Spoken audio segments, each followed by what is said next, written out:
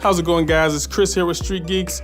Today I'm going to do a review of the iPhone X, the iPhone 10, whatever you want to call it.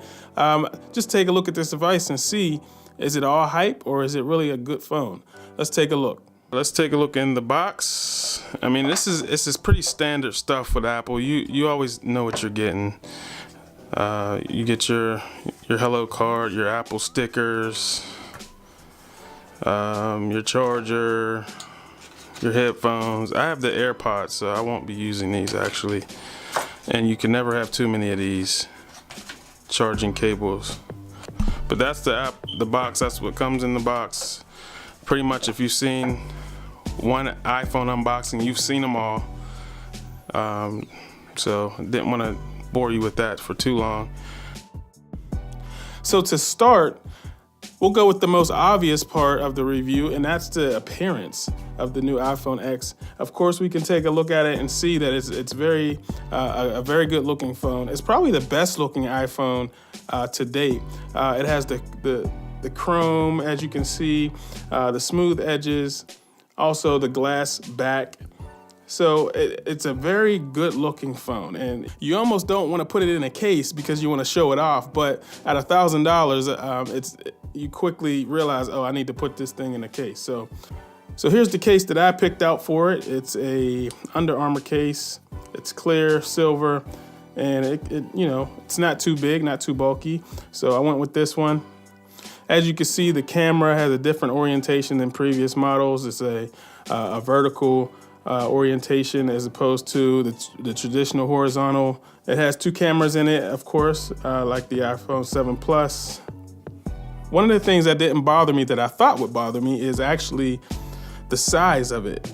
And as you can see, the new iPhone X is a little bit smaller than the 7 Plus and the 6 Plus, and I thought that would be a problem for me, but actually the smaller size works a lot better for me because it fits in your pocket better, and as far as moving around the screen, it's a lot easier to do, of course, with a smaller device. So I actually don't mind that it's a little bit smaller. Of course, you do give up a little bit in terms of the screen. It does have a longer screen, but it doesn't have a wider screen than the 7 Plus or the 6 Plus. And taking a look at the screen, this is what is known as Apple's Super Retina display. It's all screen, which is like their new punchline for their display. It's a 5.8-inch OLED multi-touch display. You get 2436 by 1125 resolution, and that's with 458 pixels per inch. They also have added what's known as True Tone display. Supposedly, the way it works is whenever you're in different lighting environments, the screen will adjust so that the colors are more realistic and more vibrant and things like that.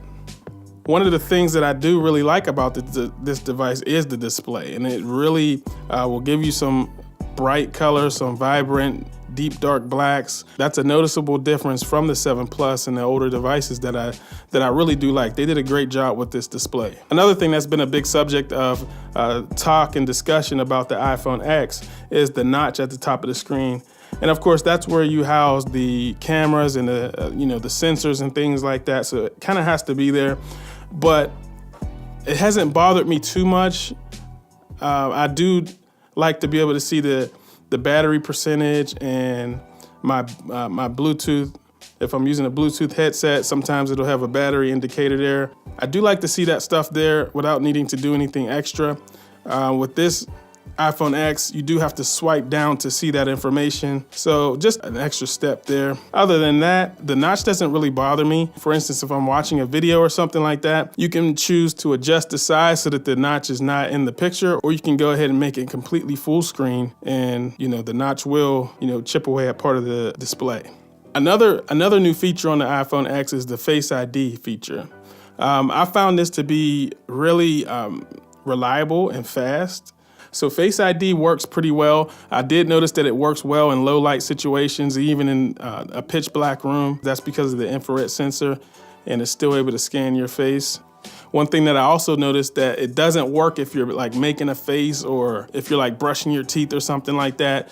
If you're doing something where your face doesn't look how it normally does, it may not work. So that's one situation where I did notice that Face ID was not able to recognize me and didn't unlock my phone. So another big feature of the iPhone X is the removal of the home button. And I thought that this would be something that would take me a while to get adjusted to. However, it actually was a pretty quick adjustment for me, and it actually feels a little bit weird now using a home button on my 7 Plus. When you swipe up to go to the home screen, it may even be quicker than using the home button. The one gesture that I didn't really like too much is the multitasking when you want to close multiple apps at a time.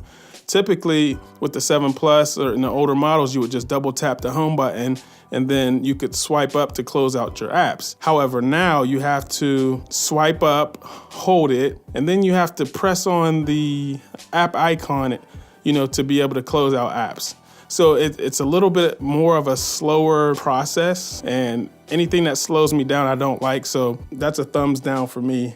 Another thing that always gets better with each version of the iPhone is the camera. And taking a look at the camera on the iPhone X, it's probably the best camera on the market. You get your new lighting options with the iPhone X. Another awesome feature that has been added to the iPhone camera is the ability to record 4K video in 24, 30, or 60 frames per second. So just doing some video tests, it really looked awesome. Got some really smooth and clear video. In addition to that, you now have the ability to do up to 240 frames per second in slow-mo, which is a very smooth looking shot. So another great feature with the iPhone X is some of its wireless technology. It comes with the new Bluetooth 5.0. So now you can get up to 2 megabits per second data transfer, which is twice the speed of Bluetooth 4.2. What does that mean for you? You can stream higher quality audio to your headphones or to your speaker. Another big feature with the iPhone X is wireless charging. Wireless charging works great. It's something that I was looking forward to trying out. The one thing that you do have to keep in mind is it doesn't work with every protective case. So the thicker cases probably won't work. I initially had a thicker case on my iPhone that I bought, and I ended up taking it back and got the thinner one because I wanted to take advantage of the wireless charging option. One downside is if you use a pop socket on your iPhone, you're not going to be able to do wireless charging with the pop socket on there, so you'll need to pick and choose what's more important to you. One thing that I did notice also is you have to be careful how you place your device on the wireless charger, because if it's not placed on there correctly, it won't charge. And you may set your phone down thinking that it's charging for an hour or so. You come back and it's not charged at all. And you realize, oh, I didn't put it on there correctly. So placement is important in terms of, wireless charging. So you got to watch that also. Performance is great. It comes with the A11 Bionic chip. Every iPhone gets faster, has better graphics, all of that stuff. I didn't see any performance issues, no lags, no freezing or anything like that. So that's it. That's my review of the iPhone X, the iPhone 10, whatever you want to call it. Let me know in the comment section what you think about the iPhone. Do you have one? Do you plan on getting one? If not, what phone do you think is your best option? Check out my other videos and please subscribe, like, and share the videos. I appreciate you guys. Thanks for checking in. I'll check with you guys next time. Later.